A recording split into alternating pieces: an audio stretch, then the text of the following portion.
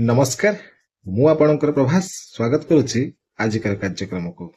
ହଁ ଆଜ୍ଞା, ଆଜିକାର କବିତାର ଶୀର୍ଷକ ହେଉଛି ପିଣ୍ଡର ଊର୍ଦ୍ଧ୍ୱରେ ତୁ।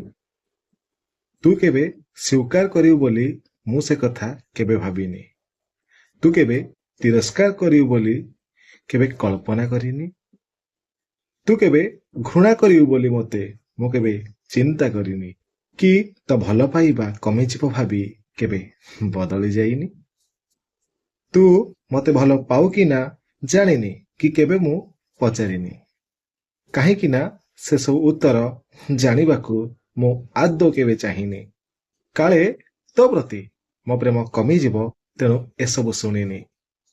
ତେଣୁ ଆଜି ବି ମୋ ପ୍ରେମ ବଞ୍ଚିଛି, ଆଉ କେବେ ମରିବନି। ତୁ ଦୂରେଇ ଯିବୁ ଭାବି ମୁଁ କେବେ ବି ତୋଠୁ ଦୂରେଇ ଯାଇନି। ଅଭିମାନ କରିବୁ ବୋଲି କେବେ ଭାବି ତତେ ଭୁଲି ମୁଁ ଯାଇନି। ତତେ ଭୁଲି ମୁଁ ଯାଇନି।